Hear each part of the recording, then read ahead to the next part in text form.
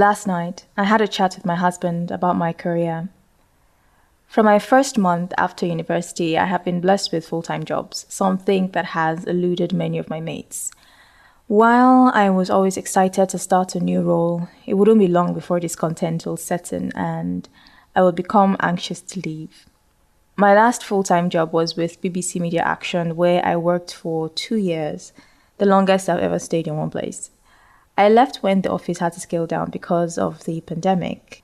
But the thing is, if I hadn't left then, I would have quit in January 2021, a month after my maternity leave. Or at least that was what I was planning to do. I was sick of making an hour-long journey to work every morning and evening. For a long time, my husband, Allah bless him, did the driving. At first, I would drive to work in the morning, then he would take public transportation to my office and drive me back home so I wouldn't be too tired from driving. Later, he will start driving me to work in the mornings as well. I wasn't the only one suffering because I had to go to a job I was tired of. On the busy days when I had something meaningful to do and the times I got the opportunity to travel for work, I loved my job. As for the days when I would go to the office and sit or lie down in the lounge all day, I hated those. I would have been happier staying at home and earning nothing for the day. I missed working from home, which was what I did for 19 months before I joined the BBC. Before I made the decision to quit my job, I thought about how much more I could do with my talents if I didn't have to go to a job every day. I wondered, wouldn't I be happy at home doing work I care about while having more time with my family?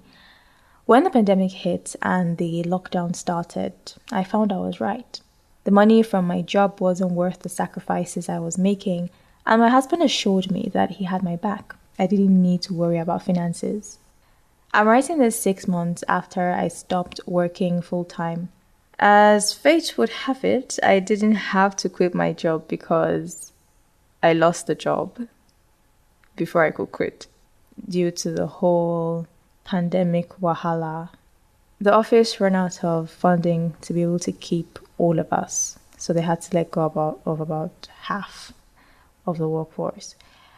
Anyways, I am recording this 6 months after I stopped working full-time, and I am at a point where I have to renew my intentions and vision for my career as a self-employed creative. Last night I had a chat with my husband about my career again because, as always, I felt confused. He felt I was all over the place, and it was showing on my main platform, Instagram.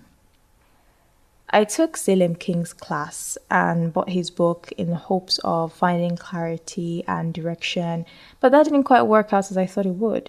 His material is great, and I gained some understanding about how to build an engaged online community, but that knowledge won't help me if I don't have the discipline or whatever it is that I need to figure out what I want to do with my life.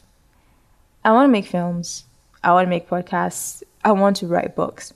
I want to tell stories that are powerful enough to push people to change for the better and make better decisions, because I believe we all have a role to play to make the world even a little better for the next person.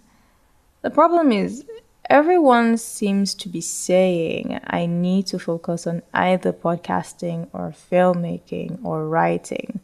Okay, but which one?